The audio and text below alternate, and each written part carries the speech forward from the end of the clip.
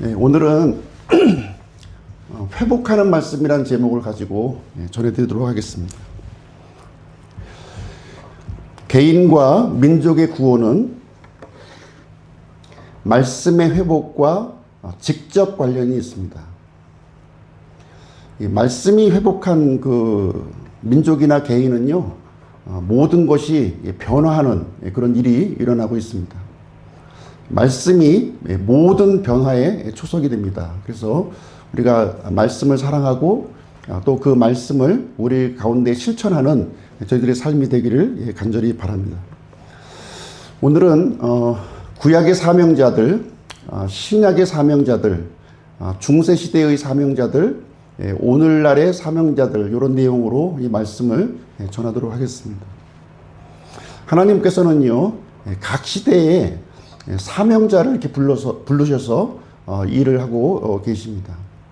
사명자는 뭐 엄청나게 거대한 일을 해서 사명자가 아니에요. 하나님께서 맡겨주신 일을 이렇게 순종하는 사람, 자기가 처해진 그 장소, 그 시대에 하나님께서 나에게 맡겨주신 말씀을 순종하는 사람이 사명자라고 부를 수가 있겠습니다. 그래서 하나님은 사명자를 통해서 새로운 일을 시작하시고 있다는 것입니다. 먼저 구약의 사명자들을 이제 보겠습니다. 성경을 보면 사명자들의 이야기로 가득 차 있어요.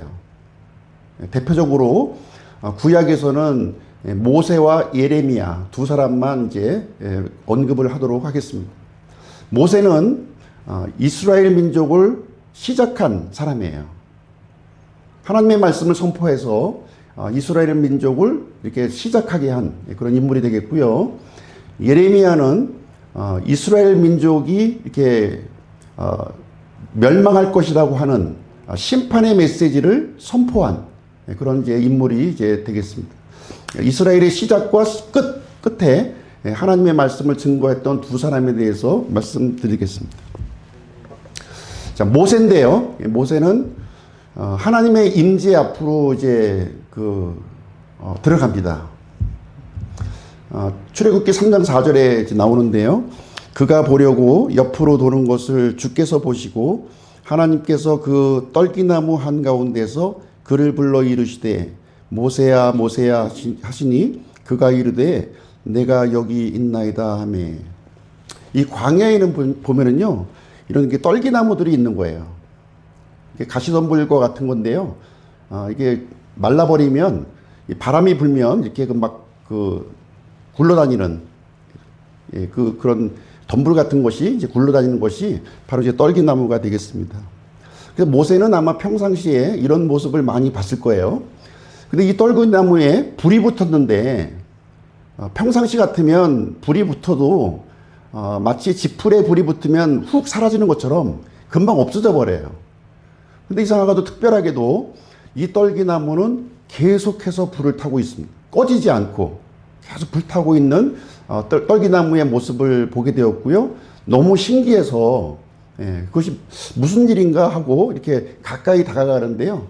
거기서 자신의 이름을 부르는 그런 소리를 여기서 듣게 됩니다. 하나님께서는 이렇게 떨기나무에 이렇게 인지하셔서요. 이스라엘 백성들을 인도할 사명자를 찾고 계셨던 거예요. 하나님께서 모세에게 하는 말씀을 한번 보겠습니다. 출애굽기 3장 7절인데요. 주께서 이르시되 내가 이집트에 있는 내 백성의 고난을 분명히 보았고 그들의 작업 감독들로 인해 부르짖는 것을 들었나니 내가 그들의 고통을 아노라. 이렇게 얘기합니다. 사실 이 모세는요, 40세 때에 자신이 히브리인이라고 하는 사실을 알았어요. 히브리 민족이 자신의 동족인 것을 알았고요. 그 고통을 보고 자신의 힘으로 이렇게 이스라엘 백성들을 구출하려는 마음을 품었습니다. 근데 그것이 이제 이루어지지 않았죠. 그래서 40년간 광야 생활을 하다가 이제 80세의 나이가 되어서 지금 하나님과 이렇게 대면하고 있는 장면이 이제 되겠습니다. 하나님께서는 내 백성의 고난을 분명히 보았고, 그리고 그들이 부르짖는 것을 들었으며, 또 그들의 고통을 알고 있다 이렇게 말씀을 하시고 있었습니다.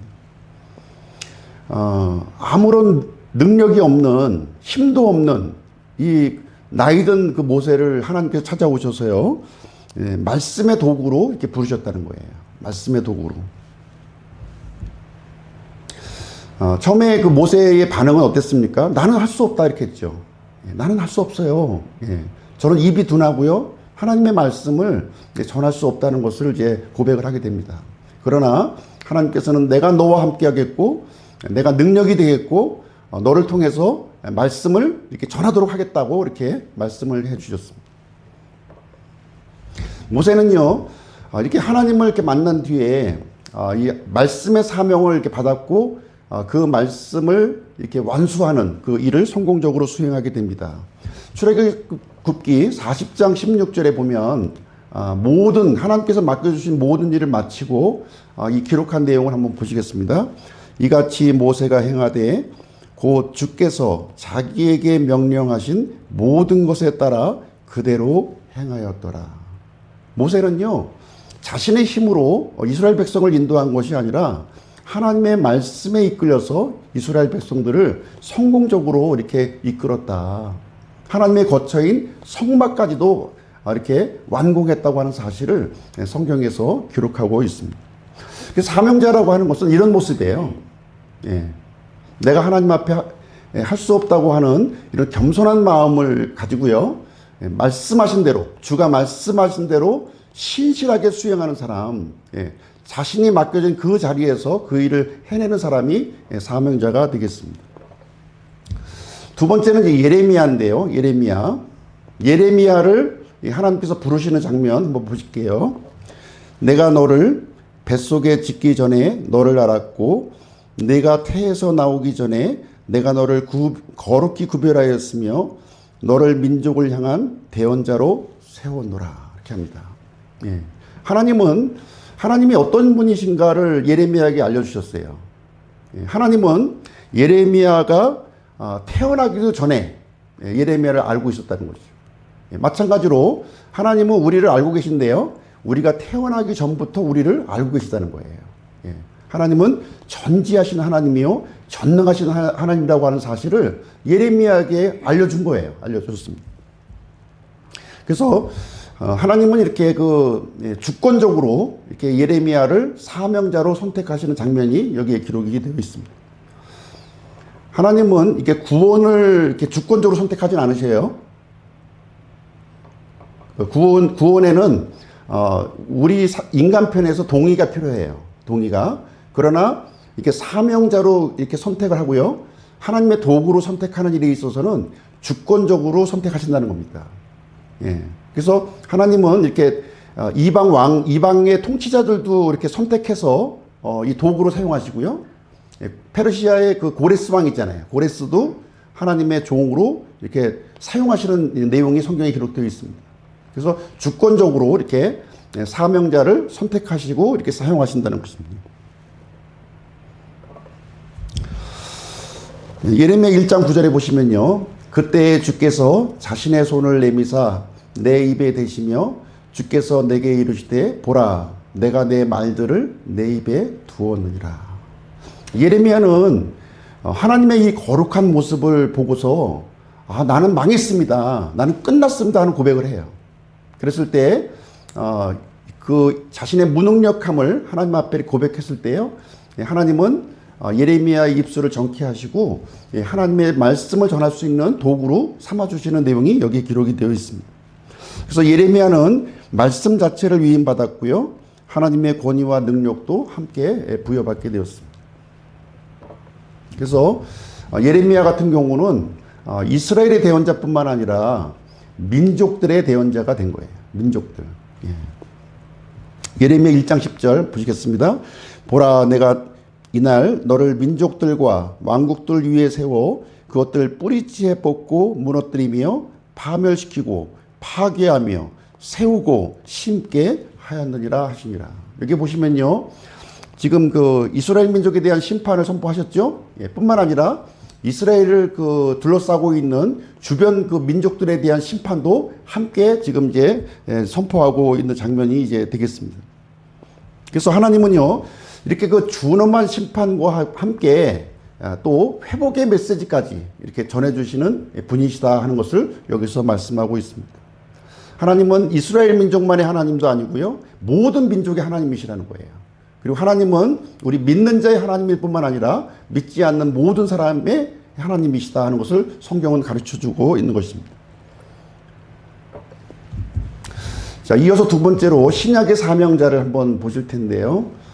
예수님이 오시기 전에 예수님의 오심을 준비했던 침례 요한, 침례 요한에 대한 이야기와 그 다음에 예수님의 이 복음을 로마 제국 전역에 이렇게 선포했던 바울의 이야기를 함께 살펴보도록 하겠습니다. 먼저 침례 요한입니다. 침례 요한에 대한 이야기는 말라기서에 기록이 되어 있어요. 말라기 4장 5절인데요. 보라, 크고 두려운 주의 날이 오기 전에 내가 대언자 엘리야를 너희에게 보내리니 하고 있습니다. 구약의 엘리야 대언자를 하나님께서 보내시겠다고 약속하셨는데 엘리야의 영으로 이제 태어난 사람이 누구냐면 바로 침례 요한입니다. 침례 요한.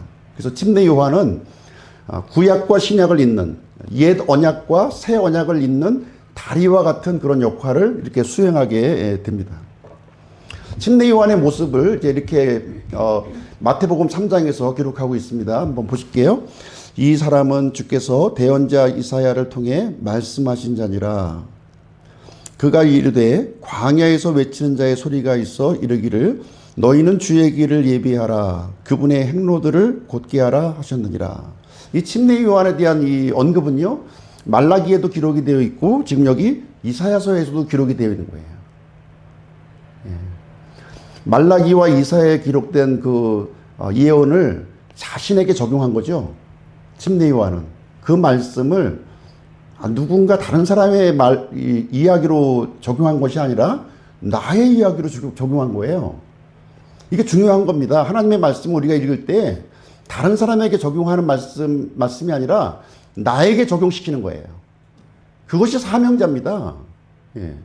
이 기록된 이 하나님의 말씀을, 나의 말씀을 받아들이는 사람, 이 시대에 그 사람이 사명자가 되는 것입니다. 그래서 침례 요한은요, 열심히 이제 성경을 읽었겠죠. 구약 성경을. 하나님께서 메시아를 보내신다고 하는 그 말씀을 읽었고요. 반드시 오실 것을 믿었고요. 자신이 메시아의 오심을 이렇게 준비하는 사명자의 역할을 감당한 겁니다. 이 침례 요한은 제사장 사가랴의 아들이었어요. 당시의 제사장은 이제 세습제였죠. 아버님이 이제 제사장이면 그 자식도 제사장의 직무를 이렇게 이어받는 겁니다. 받는 건데, 이 침례 요한은 어떻게 보면, 제사장의 직무를 수행하면서요, 이렇게 편하게, 그냥 이렇게 별 탈 없이 인생을 이렇게 살아갈 수도 있었을 거예요. 근데, 침례 요한은 그렇게 살지 않았다는 거죠. 그렇죠? 예. 마태복음 3장 4절, 바로 그 요한은 낙타털 옷을 입고 허리에 가죽띠를 띠었으며 그의 음식은 메뚜기와 들꿀이더라. 이렇게 얘기하고 있습니다. 편안한 삶을 거부했고요. 철저히 세상과 분리된, 당시에 이 부패한 종교 지도자와 같은 그런 삶을 이렇게 거부하고 분리된 삶을 선택했다는 거예요. 기꺼이 자신의 이 인생을 하나님의 도구로 쓰임받기를 원하는 마음이 있었고요. 거기에 내어 드렸다는 겁니다. 하나님의 말씀이 임하는데요. 하나님의 말씀이 임하는데, 임하는 장소에 한번 우리가 좀 주목해 보시기 바랍니다. 안나스와 가야바가 대제사장으로 있을 때에 하나님의 말씀이 광야에서 사가랴의 아들 요한에게 임하니라. 이렇게 하고 있습니다. 하나님의 말씀이 누구에게 임했다고요? 요한에게. 세상과 분리된 삶을 선택한 이 요한에게 하나님의 말씀이 임했다고 하는데요. 그 말씀이 광야에 임했다는 겁니다. 광야라고 하는 이 단어는 히브리어로 미드바르예요. 미드바르. 또 이 말씀이라고 하는 단어는 다마르입니다. 어원이 같아요. 광야의 어원과 이 말씀의 어원이 같다는 겁니다. 예. 그래서 이 광야는 사람이 살기에 적합하지 않은 장소죠. 예. 그러나 이 광야는 이 척박한 그런 땅이지만 하나님의 말씀을 이렇게 들을 수 있는 그 공간이라는 거예요. 예. 세상에 이런 시끄러운 소리를 그런 소리와 이제 분리돼서 오직 하나님의 음성에만 집중할 수 있는 그 장소, 바로 그 광야에 하나님의 말씀이 임했다. 지금 이렇게 얘기하고 있는 겁니다. 이 말씀이요, 그 당시에 헤롯 궁전에 임한 것도 아니고요, 대제사장의 관저에 임한 것도 아니고요, 성전에 있는 제사장들에게 임했던 것도 아니고요, 지금 세상과 분리를 선택했던 광야에 있는 이 침례 요한에게 하나님의 말씀이 임했다고 하는 것은 굉장히 중요한 대목인 거예요. 예. 요한은요, 어떤 삶을 살았냐면, 자신은 죽고 예수님만 이렇게 높이는 그런 인생을 이렇게 살았습니다. 철저히 자신을 부인하는 그런 삶을 살았고요. 예수님이 오시는 그 길을 준비했던 그런 인물이 되겠습니다. 그분은 반드시 흥하셔야 하되 나는 반드시 쇠하여야 하리라. 그래서 침례 요한의 삶은 오직 예수 그리스도를 증거하고 드러내는 데 집중하는 그런 삶을 살았던 그런 인물이 되겠습니다. 자, 두 번째 인물 한번 볼게요. 사도 바울입니다. 사도 바울. 사도 바울은 어떤 사람이었느냐? 유대교 바리새인이었고요. 예, 이 교회를 박해했던 그런 사람이었어요. 교회를. 예. 지금 교회를 또 박해하기 위해서 지금 이제 이 예루살렘에서 박해하는 것도 좀 부족해서 원정 박해까지 지금 가는 도중에 있습니다. 지금 사도행전 9장 3절 4절인데요. 그가 길을 가다가 다마스쿠스에 가까이 갔을 때에 갑자기 하늘로부터 빛이 나타나 그를 둘러 비추더라. 그가 땅에 쓰러져 들으니 한 음성이 그에게 이르시되 사울아 사울아 어찌하여 네가 나를 핍박하느냐 하시므로. 예. 이 다마스쿠스로 이제 가던 도중에 누구를 만나게 되냐면 부활하신 예수님을 만난 거예요. 부활하신 예수님. 예. 그 예수님을 만나면서 지금까지 살아왔던 그 삶을 180도 바꾸어서 이제 교회를 핍박하는 것이 아니라 교회를 세우는 결정적인 인물로 여기서 변화가 이루어지게 됩니다. 사도 바울이 전했던 그 메시지는 단 한 가지입니다. 한 가지예요. 십자가에 못 박히신 그리스도입니다. 이 부활하신 예수님 만나는 순간부터 십자가에 못 박히신 그리스도만을 선포하기로 결정했다는 거예요. 생각이 완전히 180도 바뀐 거죠. 부활하신 예수님을 만나기 전에 이 사도 바울은요, 예수님을 어떻게 생각했냐면 저주받은 인물로 생각한 거예요. 율법에 의하면 나무에 달리는 자마다 저주받은 자다 할지어다 이렇게 기록이 되어 있기 때문에 예수님은 절대로 메시아가 될 수가 없고 이것은 흉악한 죄인이요 저주받은 인물로 생각을 했습니다. 믿음의 대상으로 여기지 않았던 거예요. 그런데 부활하신 예수님을 만난 이후에 예수님에 대한 생각이 180도로 바뀌어진 겁니다. 왜 바뀌어졌습니까? 예. 바로 이 십자가, 자기가 저주의 상징으로 생각했던 이 십자가가 바로 하나님의 권능이요 하나님의 지혜라고 하는 사실을 발견한 겁니다. 예. 더 이상 저주가 아니라는 거예요.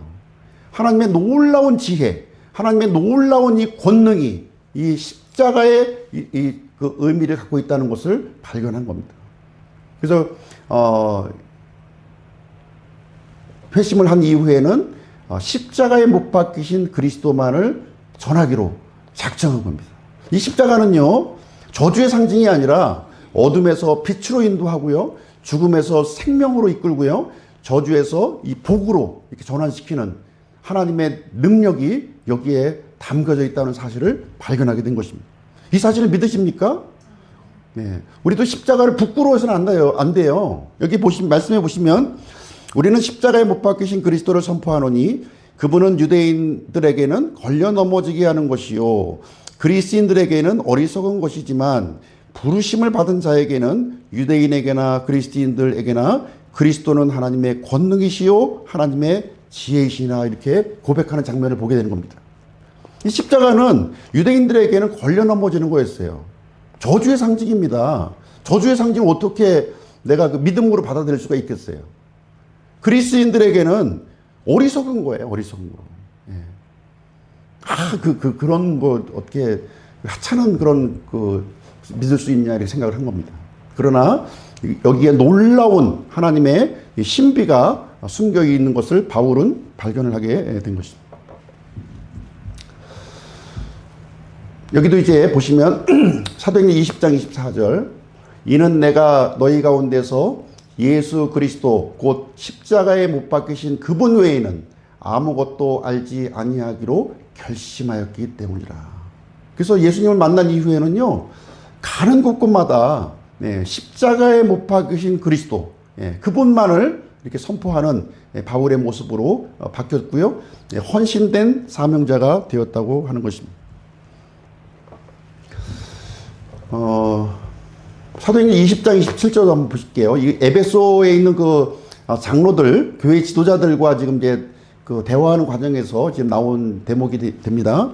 이는 내가 지금까지 회피하지 아니하고 하나님의 모든 계획을 너희에게 밝히 말하였기 때문이라. 그래서 사도 바울은요, 하나님의 모든 계획을 이렇게 회피하지 않고 자기가 좋아하는 말만 전하고요, 자기에게 유리한 말만 전했던 것이 아니라 하나님의 말씀을 있는 그대로 모든 말씀을 가감없이 성경에 기록된 대로 이렇게 전파했다고 이렇게 말하고 있습니다. 그래서 우리 믿는 사람들의 전쟁은 어떤 전쟁이어야 되냐면 이게 진리전쟁인 거예요. 진리전쟁. 우리 믿는 사람들이 머리띠 메고 이렇게 막 싸우는 전쟁이 아니에요. 우리가 싸우는 전쟁은 이게 착각하시면 안 됩니다. 우리가 싸우는 전쟁은 진리전쟁이에요. 총과 칼의 싸움이 아니라는 겁니다. 우리가 싸우는 전쟁은 어떤 모습이어야 되냐면 비진리를 거부하고요. 하나님의 말씀을 최종 권위로 삼는 겁니다. 비진리를 거부할 때 우리는 불이익을 당할 거예요. 불이익을. 어떤 불이익을 당합니까? 뭐 경제적인 불이익을 당할 수도 있고요.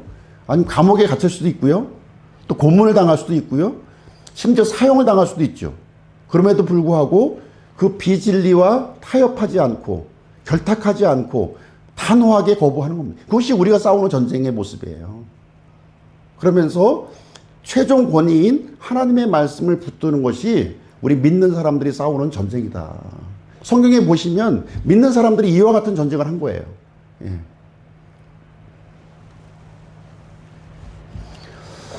자, 중세 시대로 한번 가보실게요. 중세 시대의 사명자들의 모습이 어떠한지 한번 보겠습니다. 두 가지 형태로 나타나요. 중세 시대는 이게 천주교가 모든 이제 로마 제국 전체를 다스리는 그런 시대였습니다. 국가교회에 대한 저항운동으로 이렇게 나타났고요. 그래서 우리 믿는 사람들이 국가교회를 대상으로 막 총과 칼을 가지고 싸운 게 아니에요. 교황권을 거부한 겁니다. 교황권. 교황권을 거부한 거예요. 그리고 성경 중심의 믿음을 가진 겁니다. 그래서 그 국가교회의 이런 저항운동은 굉장히 불이익을 많이 받았어요. 우리는 하나님의 말씀이 교황보다 더 위에 있다고 믿는다 이렇게 고백하게 되면 아니 감히 교황의 말을 이렇게 어겨? 한번 본때를 한번 보여줘야지. 이 사람들 감옥에 가도 안 돼. 이거로 직성이 안 풀려. 또 고문해. 고문도 굉장히 잔인한 방법으로 이렇게 고문을 했어요. 이렇게 바베큐 통 같이 이렇게 노쇠 그런 데 집어넣어 가지고 사람을 이렇게 막 돌린 거예요. 이렇게요. 돌려서 이제 완전히 이렇게 구워서 죽게끔 그렇게 만드는 공개적으로 그런 일을 이제 행했습니다. 성경 중심의 믿음을 표방하기 위해서는 죽음을 이렇게 각오했었다는 거예요. 그렇게 저항 운동을 했던 많은 사명자들이 있었고요. 또 한 부류는 어떤 사람들이 있었냐면 말씀의 회복 운동으로 나타납니다. 예. 지금 당시에는 라틴어 성경만 읽도록 했죠. 라틴어 성경만 읽어야 되고요. 일반 그 평민들은 라틴어를 몰라요. 당시의 공용어가 뭐였죠? 중세시대의 공용어 헬라어입니다.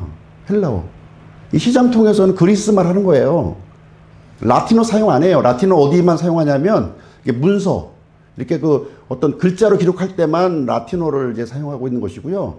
교회에서 이렇게 성경을 낭독할 때 사제가 라틴어로 얘기하는 거죠. 또 그 가수가 이렇게 노래 부를 때 라틴어로, 지금도 그렇지 않습니까? 이탈리아로 이렇게 하는 모습을, 예.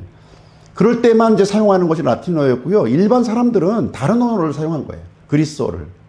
그래서 말씀 회복 운동은 이렇게 혼탁해 있는 이런 그 사본들, 잘못된 사본들을 구별해내고요. 순수한 사본을 정리하는 그런 일들이 이제 일어났고요.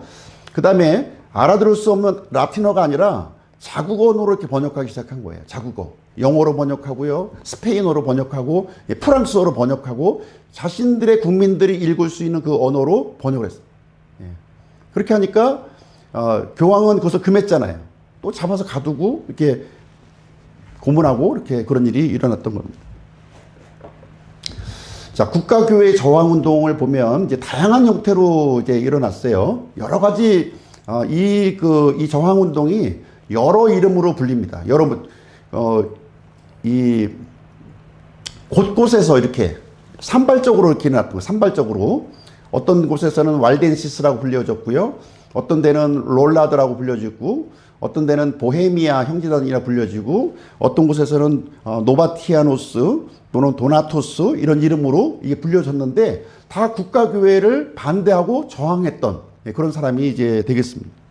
이 사람들은 성경을 암송하고, 그러니까 그리스어로 된 성경이죠. 라틴어가 아니라 그리스어로 성경된 성경을 암송하고 필사하고, 또 영어 성경으로 이렇게 번역해서 보급하고, 또 체코 언어로 이렇게 보급하고, 또 순수한 성경적인 교리를 이렇게 붙드는 그런 일을 했던 사람들이 되겠습니다. 이 사람들이 전부 완벽한 사람들은 아니었어요. 완벽한 사람들은 아니었지만 어떻게 하든지 이 하나님의 뜻을 이렇게 알려고 하는, 그 순수한 말씀을 찾으려고 하는 그 열정이 그 속에 있었다고 하는 사실이 되겠습니다. 근데 이런 사람들에 대해서 중세시대의 이 교황청에서는요, 악행을 서슴지 않은 거예요. 악행을. 성경을 봉인했고요, 교리를 불표시켰고, 또 종교재판소를 만들어서 이런 사람들을 탄압하기 시작을 한 겁니다. 예. 오직 너희들은 라틴어 성경만 읽어야 돼. 예. 제롬의 라틴어 성경만, 이것이 인정된, 공인된 성경이니까 다른 성경 읽으면 안 돼. 이렇게 하고 있습니다. 예. 만약에 다른 언어로 이렇게 번역하거나 배포하게 되면 그것은 이제 법으로 이렇게 다스리는 일을 진행했던 것입니다. 그래서 교회의 절대 권력을 이제 구사했고요. 하나님의 말씀보다는 이렇게 전통과 의식을 중시하는 그런 모습으로 바뀌어지게 되었습니다. 이게 순수한 믿음을 이렇게 찾으려고 하는 사람들은 이단으로 정죄하고요, 이 사람들을 고문하고 하는 일들을 했습니다. 그 당시에 사명자들은요, 이 국가교회를 거부하고요, 모든 불이익을 감수하고 순수한 그 믿음을 간직하기 위해서 이렇게 움직였던 모습을 볼 수가 있습니다. 지난 시간에도 잠깐 언급드렸지만 천주교의 그 왜곡된 교리들이 이제 많이 있었죠. 교황무호설, 마리아 숭배사상, 또 화채설, 연옥교리, 성인 숭배사상, 세례 중생론, 전통을 중시하는 것, 다 천주교가 지금 이제 성경의 교리를 바꿔버린 겁니다. 자기 입맛에 맞게끔 이렇게 바꿔버리게 된 거예요. 국가교회에 저항했던 이 사람들은요, 탄압에 굴복하지 않았다. 우리 성경에서 이제 알려주고 있습니다. 히브리서 하반부에 좀 자세하게 언급이 되어 있는데요. 37절, 38절만 제가 읽어드릴게요. 그들은 돌로 맞기도 하고 톱으로 잘리기도 하며 시험을 받기도 하고 칼로 죽임을 당하기도 하며 양가죽과 염소가죽을 입은 채 떠돌아다니고 궁핍과 고난과 고통을 당하였으니 세상은 이런 사람들에게 합당하지 아니하였느니라. 그들이 사막과 산과 동굴과 땅굴에서 떠돌아다녔느니라. 당시 성경이요, 지금 우리같이 이렇게 작은 책으로 된 게 아니에요. 예. 당시에는 인쇄술이 이제 시작되기 전이었기 때문에 굉장히 부피가 컸어요. 예. 그 두루마리로 된 그 성경을 이렇게 등짐에 지고, 예. 그 차가운 그 눈이 덮인 이 알프스 산을 넘고 하는 그 일을, 예. 그 당시에 그 말씀을 사랑했던 사명자들이 그런 일을 했다고 지금 얘기하고 있습니다. 이 국가교회의 이런 그 잘못된 모습을 더 이상 우리는 눈을 뜨고 볼 수가 없고, 순수한 복음과 순수한 공동체를 우리가 지켜야겠다고 하는 그 열심을 가졌던 그 많은 그 무리들이 곳곳에서 이렇게 일어났다고 지금 이제 증거하고 있는 것입니다. 자, 두 번째는 말씀의 회복 운동입니다. 좀 이제 정교하게 좀 이루어지는 거죠. 말씀의 회복 운동. 중세 시대에는 라틴어 성경이 독점적으로 사용되었다. 일반 대중은 성경을 읽는 것이 금지되었고, 성경은 성직자만의 특권이었고요. 예, 말씀의 원형을, 바른 말씀의 원형을 회복하려는 그런 사람들이 있었다고 지금 얘기하고 있습니다. 좀 이 내용들을 이제 자세하게 설명하기는 좀 어렵고요. 좀 개괄적으로만 좀 말씀드리겠습니다. 대표적인 인물이 존 위클리프예요. 존 위클리프라는 사람이 라틴어 성경을 영어 성경으로 번역한 겁니다. 제롬의 라틴 벌게이트를요, 사람들이 읽을 수 있는 영어 성경으로 번역한 거예요. 그렇게 했더니 이 라틴어 성경의 잘못된 모습이 적나라하게 드러나는 거 아니겠습니까? 이 천주교의 그 왜곡된 교리들을 분별할 수 있는 눈이 열리게 된 거예요. 그동안에는 라틴어를 아무도 모르니까 이것이 옳은 건지 그런 것인지, 예? 까만 것은 글자요, 하얀 것은 종이로만 알았었는데 읽을 수 있는 영어로 바뀌어지니까 이거 잘못된 글자였네, 잘못된 사상이었네 하는 것이 이제 밝혀지게 된 겁니다. 그래서 요한 후스, 말씀의 권위를 강조했고요. 위클리프에서 이 사상을 그대로 이어받은 사람이 이제 요한 후스가 되겠습니다. 그 다음에 에라스무스인데요. 에라스무스는 헬라어, 이제 그리스어로 이렇게 신약 성경을 편집했던 그런 인물이 됩니다. 당시에 사본이 많이 있었다고 그랬잖아요. 예. 이렇게 그 알렉산드리아, 메이드린 알렉산드리아가 있었고요. 메이드린 그 시리아 산이 있었잖아요. 예. 여러 개의 성경 본문들이 막 있었는데, 예. 어떤 곳은 좀 이상하고, 예. 또 이게 비교해서 이렇게 보게 된 거죠. 에라스무스가. 그래서 비교해가지고 이렇게 하나님의 말씀으로 분명히 이렇게 확정된 것만 가지고 이렇게 편집하는 그런 일을 에라스무스라는 사람이 진행을 했습니다. 그 다음에 윌리엄 틴데일인데요. 윌리엄 틴데일은 영어로 이제 신약 성경을 번역한 그런 인물이 되겠습니다. 그래서 많은 사람들이 이렇게 성경을 읽을 수 있도록, 그 들판에서 이렇게 양을 치는 목자들이 그런 사람들조차도 이 성경을 읽을 수 있도록 영어로 번역한 그런 인물이 되겠습니다. 그다음 마틴 루터는요, 이 천주교의 이 잘못된 이런 그 악행들을 95개조로 만들어서 비텐베르크 성당에 게시를 했습니다. 그래서 이것이 바로 종교 개혁의 도화선이 이제 된 것입니다. 이게 사명자들을 통해서 이런 일이 이제 하나님의 일이 새롭게 이제 진행이 되고 있는 것입니다. 하나님께서는 가장 어두운 때라고 하는 것은 무슨 얘기를 얘기합니까?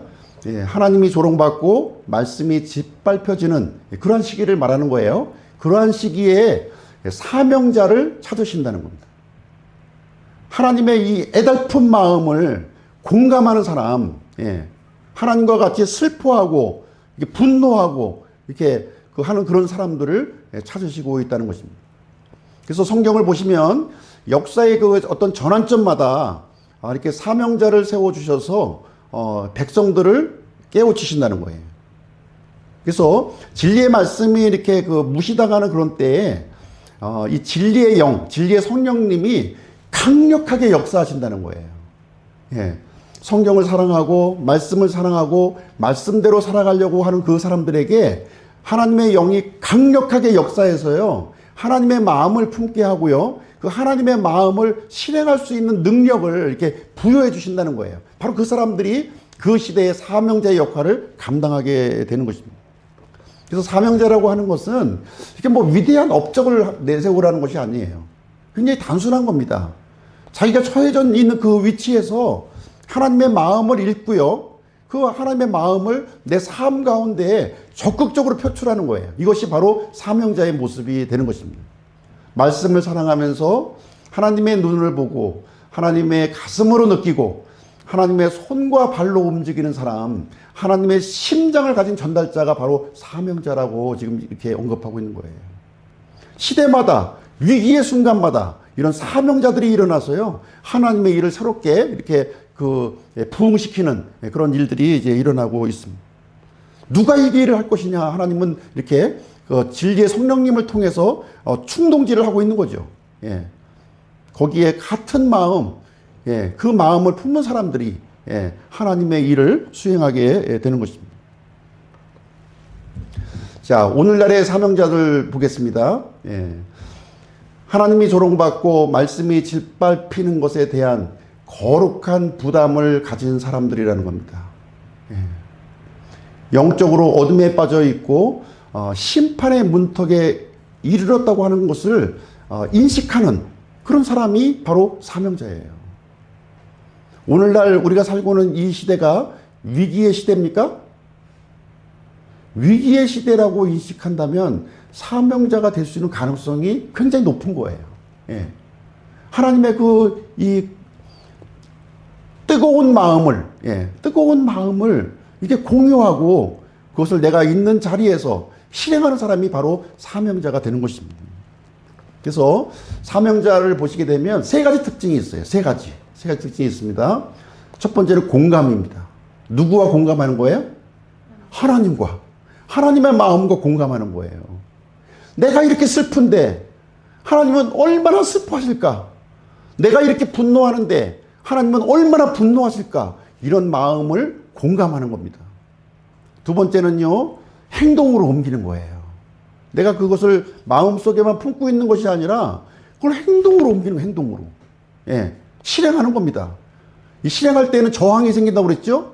예, 그 저항에 대해서 그런 불이익이 생기더라도, 내가 직장에서 쫓겨나고요, 감옥소에 잡히더라도 그 하나님의 마음, 애끓는 마음을 내가 있는 자리에서 해야겠다는 결단이 있는 겁니다.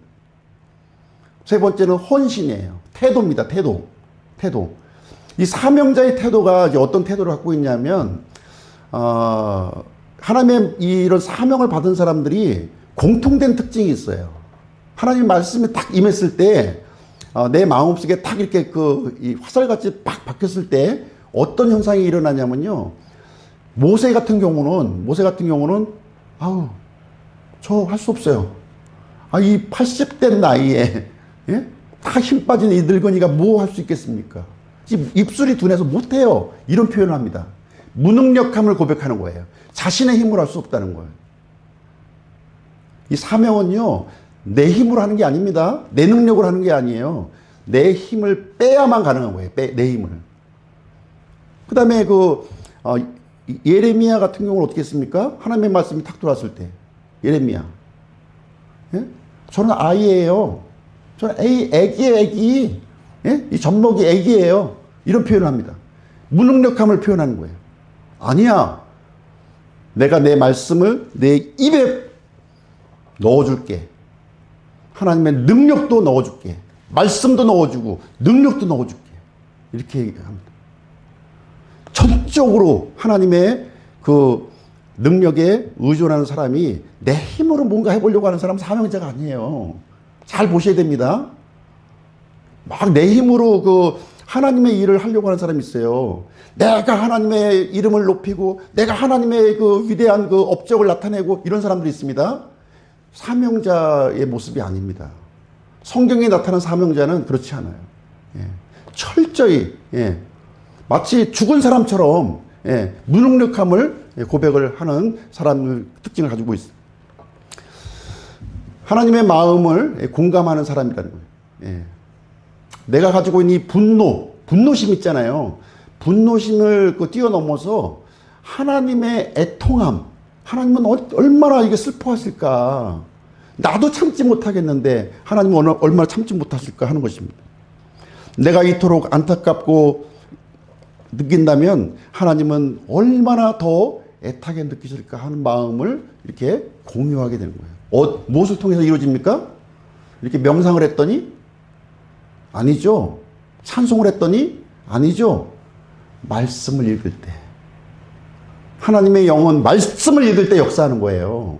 말씀을 사랑하고 말씀을 이렇게 연구하고 말씀대로 내가 살려고 할 때, 발버둥 칠 때 그 마음이, 하나님의 마음이 내 속에 들어오는 것입니다. 부르심에 순종하는 사람이에요. 자신의 무력함을 고백하고 하나님의 능력을 의지하는 사람이 되겠습니다. 주어진 자리에서, 내가 주어진 자리에서, 주어진 자리가 중요한 겁니다. 하나님이 부르신 자리는 그 자리예요. 새로운 자리가 아닙니다. 새로운 자리가 아니에요. 그 자리.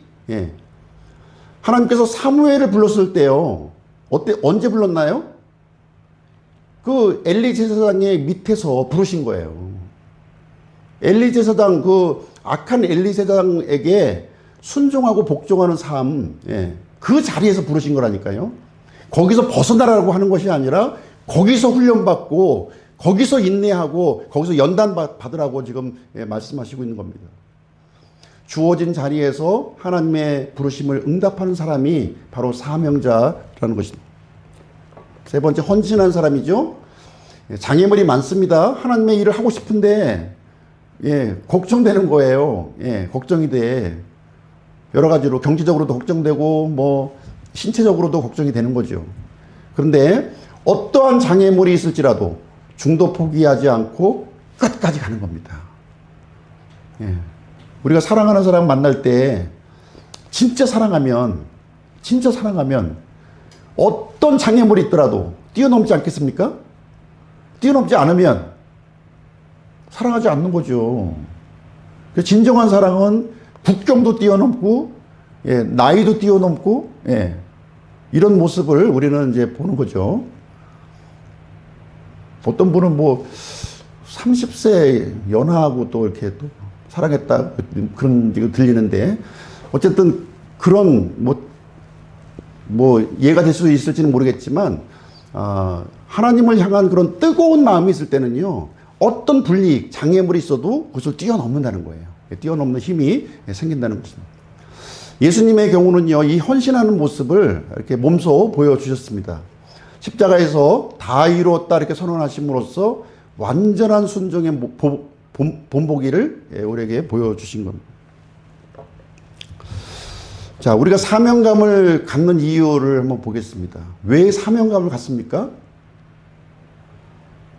왜 사명감을 가질까요? 이 사명감을 좀 오해하시는 분이 있어요. 오해하시는 분이 있습니다. 이 사명감은 하나님께서 주신 명령에 내가 철저히 복종하는 거예요.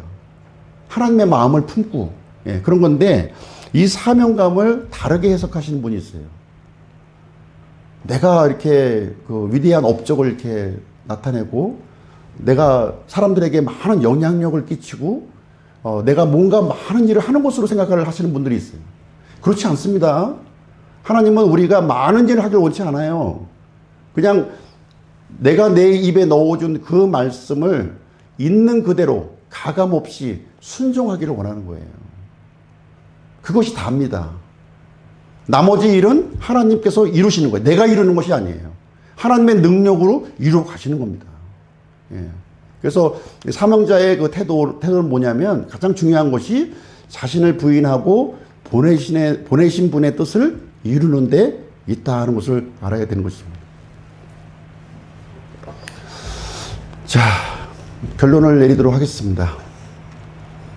갈라디아서 1장 10절. 내가 지금 사람들을 설득하느냐 하나님을 설득하느냐 혹은 사람들을 기쁘게 하기를 구하느냐 내가 아직도 사람들을 기쁘게 한다면 그리스도의 종이 아니니라. 사도 바울은요, 이 복음에 대한 은혜의 복음을 전하는 이 사명을 감당하면서 철저하게 하나님 중심으로 이 모든 일을 했다고 지금 이제 고백하고 있는 거예요. 사람을 설득하려고 애쓴 게 아닙니다. 사람을 기쁘게 하려고 한 게 아니에요. 오직 하나님만 바라보고 하나님이 기뻐하시는 일이 무엇인지 그 일만 향해서 쫓아갔던 그 사람이 바로 이제 사도 바울의 삶이었습니다. 그리스도의 종의 모습으로 이렇게 살아갔습니다. 그래서 참된 사명자는요, 외부의 어떤 환영을 이게 받으려고 하는 것보다는 하나님의 내적인 부르심에 더 민감한 그런 사람이에요. 저는 오늘날 이렇게 교회가 이렇게 참 대형화되는 거에 대해서 굉장히 걱정되는 마음이 있어요. 예전에는 교회가 굉장히 우리가 열악했고 복음이 들어왔던 초창기에는요, 너무나도 힘이 없으니까 그래도 교회가 좀 이렇게 좀 커져야 되지 않겠나 하는 마음이 좀 있었는데요. 오늘날의 이 대형화되는 모습은 오히려 성경의 본질을 찾아가기보다는요, 오히려 성경의 본질을 왜곡시키는, 마치 그 중세시대의 그 국가교회의 모습을 보는 것 같아요. 성도들이 이렇게 많아지면요, 어떤 현상이 일어납니까? 목회자의 권력이 강해지는 거예요. 목회자의 권력이 왜 강해져야 되는데요? 왜 강해져야 됩니까? 그 하나님께 더 영광이 되나요? 그건 아닌 것 같은데, 그런 부분이 좀 성경의 본질과 많이 벗어나는 그런 모습을 보여주고 있고요. 하나님께서 만약에 대형교회를 허락하셨다면 그 이유는 어디에 있을까요? 더 작은 교회를 돌봐주고 또 개척하라는 의도에서 그런 대형교회를 허락하신 거 아니겠습니까? 목회자가 절대 권력을 유지하고 마음대로 이렇게 전행하라고 이렇게 대형교회를 만들어주신 것이 아니지 않습니까? 사람들에게 이렇게 과시하고 기쁨을 이렇게 환영을 받도록 하기 위해서 대형교회를 만들어주신 것이 아니잖아요. 그렇죠? 그 본래의 의도를 충실하게 이행하는 것이 하나님의 본 뜻이라는 것입니다. 그런 그 하나님의 부르심에 이렇게 철저히 순종하는 우리가 살고 있는 이 시대에 사명자가 되시기를 주님의 이름으로 축복드립니다. 기도하고 마치도록 하겠습니다.